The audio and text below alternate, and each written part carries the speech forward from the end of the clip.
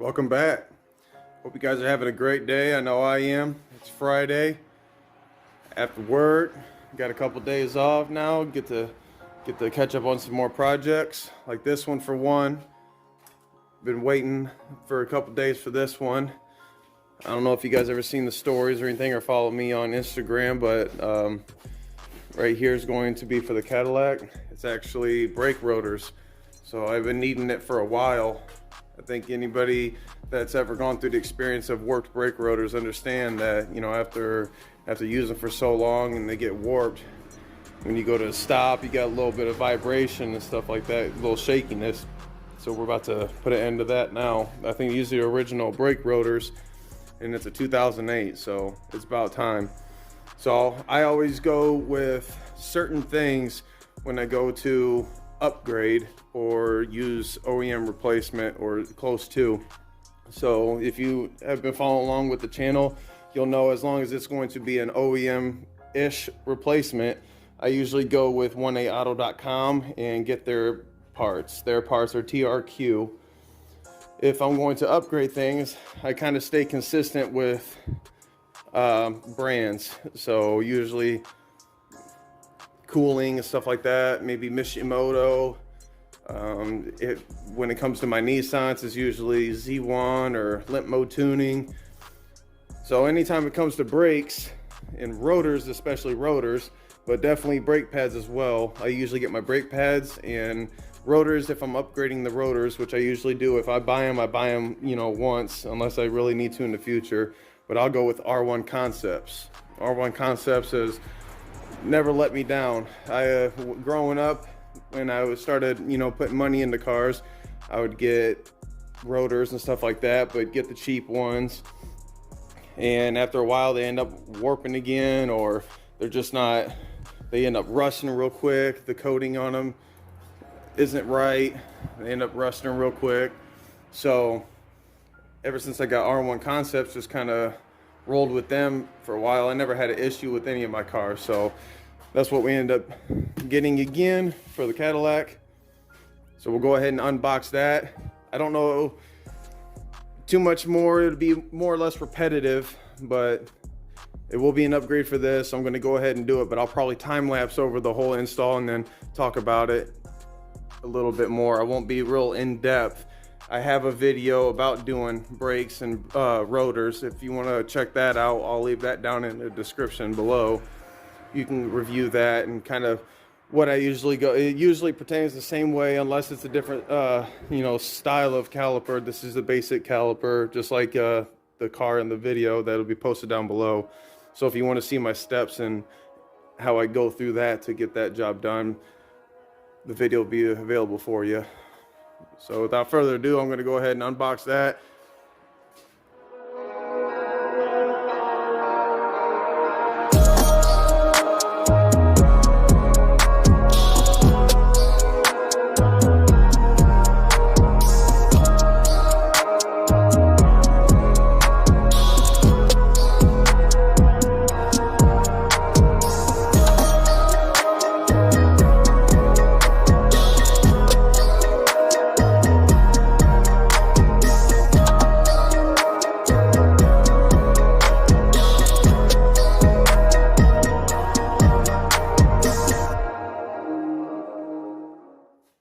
All right, and here they are, cross-drilled and slotted, fronts and rears. The ceramic, I like ceramic brake pads. When they first came out, they were kind of expensive. Now they're basically just as affordable as regular ones. I like ceramic because they are quieter. They might not have the most aggressive bite, but I also don't track my cars and go through all that to where that's necessarily necessity. But as far as R1 Concepts goes, anything brake related, whether you want a custom big brake kit, two-piece rotors, the whole race, you can. They got that. If you want, you know, ceramics or a little bit more of aggressive pad for dailies / you know, weekend warrior, they have that covered. They got your brackets, your hardware. I mean, anything. You can get these. For my G35, I got a set of these that were black. They had the geocoat on it, to where once it rubs off here where the brakes make contact. The rest of it is all black. I actually like the look of those, but I didn't want to do all that with this. Just went with the classic silver, or regular, raw, whatever you want to call it. It's fair to mention that when you get drilled and slotted, notice that they turn the opposite way. So you got your left and your right side. The only thing that determines the direction of the brake rotor is the cooling fins on the inside. So there's videos on that if you want to look more in depth with it. I'll go ahead and explain it real quick.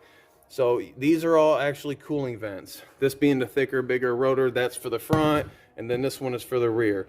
Same thing though, they have cooling vents on them. So if you can see these fins, these ones are actually straight. They're straight through. So when you look at it from the face, and if you can see the gaps, the fins are actually straight down.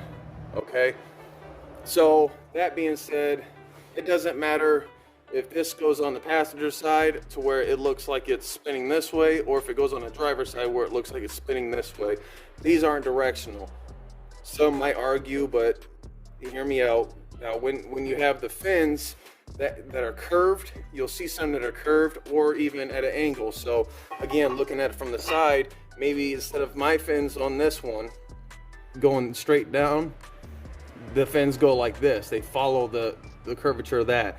Those are directional, so they'll either indicate, let's see, you got some stamping on them. Okay, so you see the stamping right here. That'd be the specs and everything, but the ones that are directional will have an arrow or specify what side of the car it goes on, because as it turns, it's designed for those fins to cool it down. So these ones, again, like I explained, they're straight, so it's no direction. You can put them on how you want on this car, you know, with this particular kit. I'm gonna go with this being on the passenger side, just so it looks like it's going that way instead of the other way. I mean, that's just personal preference at this point. So without further ado, I'm gonna go ahead and install these. Again, if you want to know more in depth of what I'm doing, I have a video for that. That will be down in the description below. I do brake jobs in the rotor on a different car, but the same principle and same steps really apply. I'm going to go ahead and do this one, but I'll time lapse it and then do an after shot, so on and so forth. But any questions about this stuff, please feel free to let me know or ask me down in the comment section. Or even if you want to help out the community, maybe I said something wrong. I'm not the most knowledgeable guy on everything, so if there's other things that you would like to touch, and put it down in the comments to help out the rest of the people, that'd be awesome. So I'll go ahead and start unpackaging things and install it.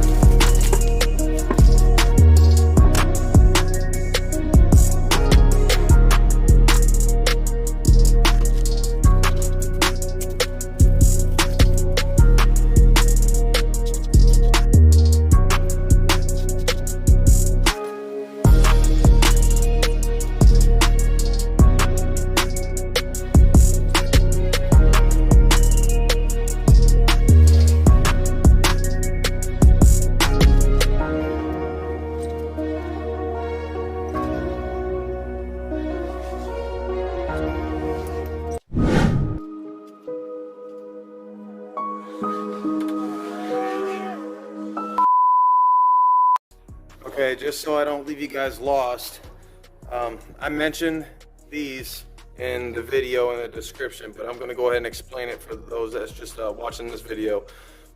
This right here, this is made to move. This is supposed to move. Your caliper will screw into this. That way when you apply pressure on your brakes, the piston pushes this one. It'll also pull the caliper over and apply pressure with this pad. So this is supposed to move freely like this one does. This one down here, however, does not. I'm going to try and break it loose, take it out, clean it, whatever I need to do to make sure that this slides, is seized up. If that happens and they won't glide together, then only one moves. So it'll cockeye it and it'll put premature wear on your pad, uneven wear, it'll cause heat, so on and so forth. Not bad. Again, I described it in the video down below if you want to know more details about that part. But so that's what I'm going to do, is going to try and break that free.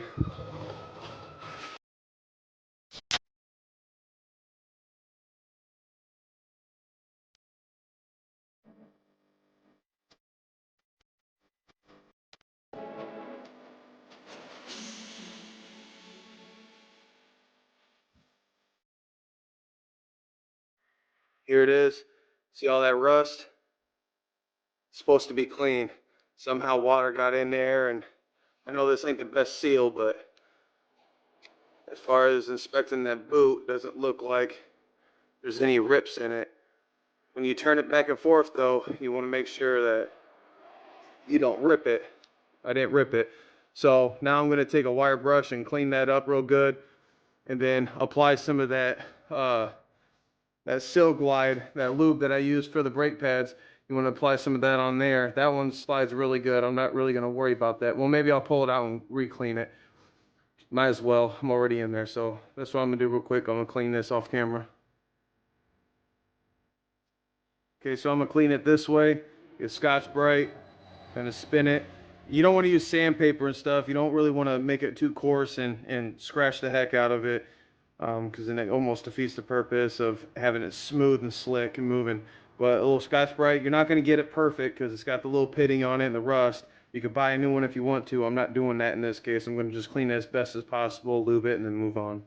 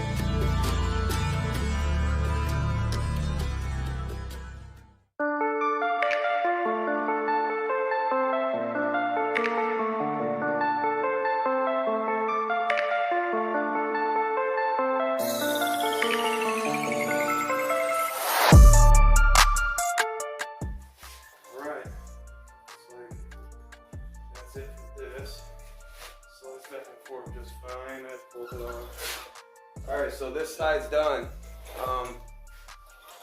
It's basically the same on the other side. If I run across the same issues, I'm going to take out those guide pins. I'm going to clean those, lube those up, just like I did on this side. It's basically just a mirrored image, except for, you know, the vents right here. I got stuff on the rotor. You're going to want to clean that off, brake cleaner. This is a surface that you definitely want the cleanest. These plastic rings that I'm putting on, those are hub-centric rings. That basically takes up the gap for the aftermarket wheels that I have on here.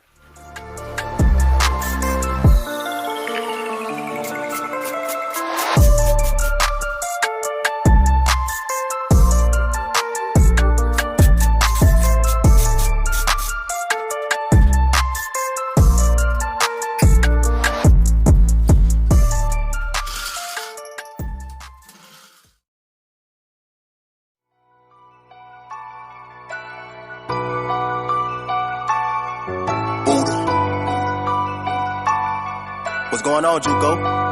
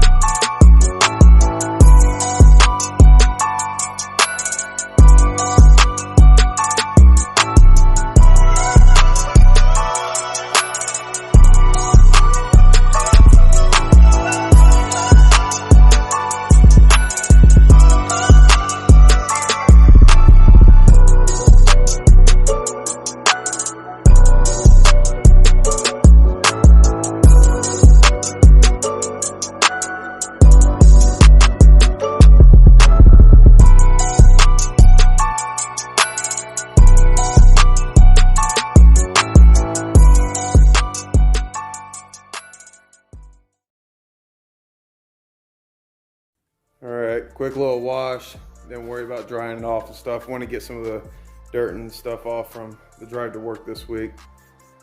That's about it. Not much to it really. Like I said, if you want details on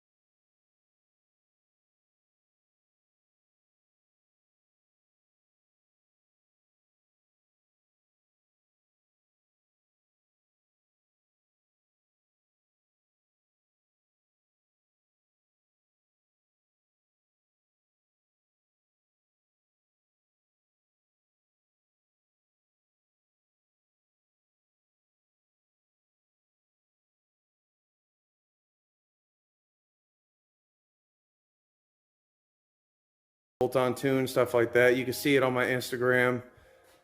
But I can't wait to have that car back. I hope to have it back this summer. At that point, it's going to be a whole introduction. It's going to be a real good addition to the channel. I'm going to be so happy to have it back. So, thank you for watching. I really appreciate it. I hope you guys have a wonderful day. Until next time.